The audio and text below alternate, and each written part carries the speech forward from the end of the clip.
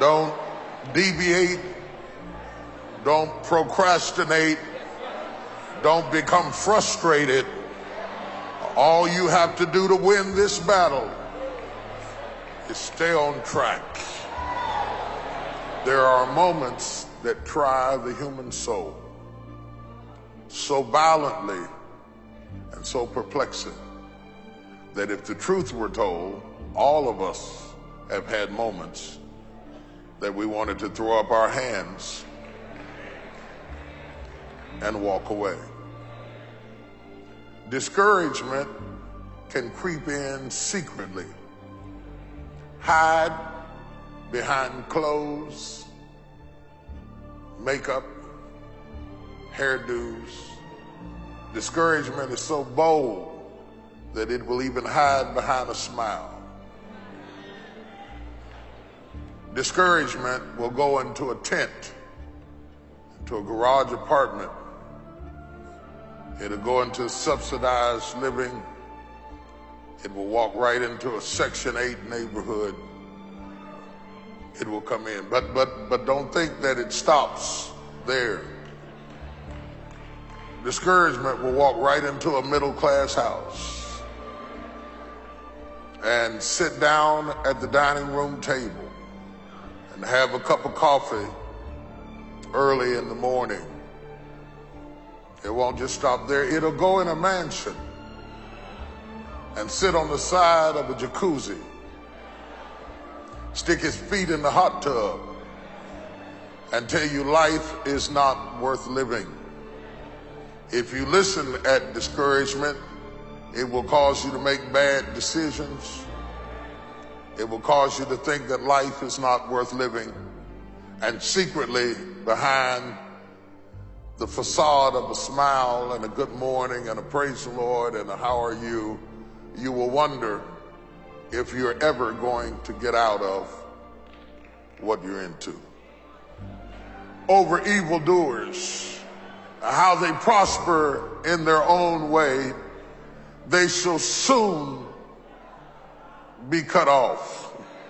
He says, in other words, don't make a permanent decision over a temporary circumstance.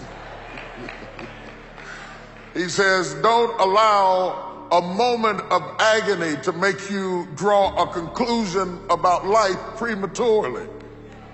Because if you just keep on walking with God, God has a way of making everything all right.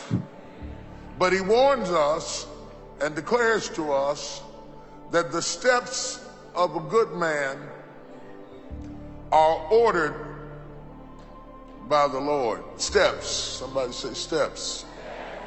Now, the term steps implies process.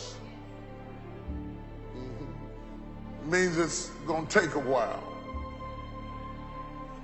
Means that you can't get to the destination just because you want it,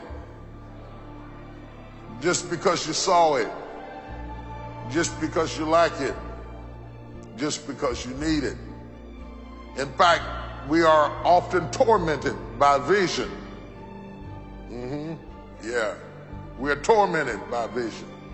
It's a painful thing to be a visionary, because a visionary sees what shall be and wakes up to deal with what is. And sometimes he made me wait. He made me slow down and said, no, you skipped that step. Go back. Do that again. If you skipped it with Jimmy, I'm going to send it back with Freddie. If you skipped it with Willie, you're going to have to go through it with Roger. If you skipped it with Sally, you're going to go through it with Susie, because all of these are tools that I'm using to work on you. I'm not preparing the blessing for you. I'm preparing you for the blessing. The blessing is already prepared. Oh my God. The blessing is already prepared. Eyes have not seen, ears have not heard, neither have entered into the heart of man the things that God hath prepared for them that love him. Did you know your blessing is already ready? That is already in place, that God isn't fixing it up right now. It's already done, that the work doesn't have to be applied to where you're going. The work has to be applied to you so that when you get where you're going, you can handle what you gotta handle. And so, God, help me preach the steps, the steps, the steps. Touch 3 people and say, the steps, the steps, the steps. You wanted a good husband, but you wasn't a good wife. You wanted children, but you wasn't a good parent. You wanted a good wife, but you wasn't a good man. And anytime you get anything too soon, you will trip on the steps. So God puts us in process and orders steps. It is my cross that makes my crown. It is my agony that makes my ecstasy. It is my sickness that makes my healing. It is my poverty that illuminates my prosperity, makes me appreciate where I am. Oh, God, help me. Makes me appreciate where I am right now. You don't notice good health till you've been sick.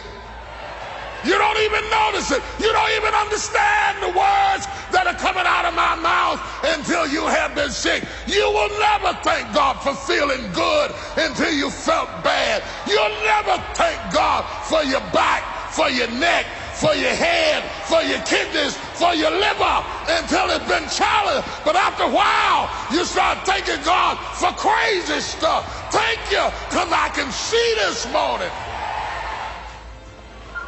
They met Brother Job one day, and they said, Job, your children are dead.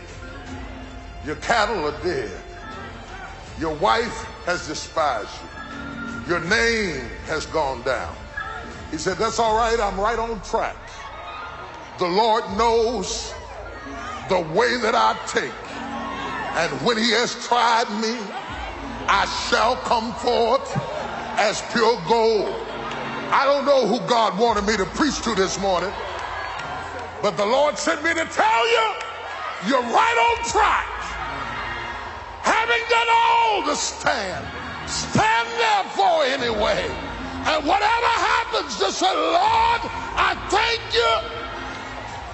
you. You ordered this step. I won't murmur in it. I won't complain in it. I won't be fearful. I won't be frightened in it. I'm right on track.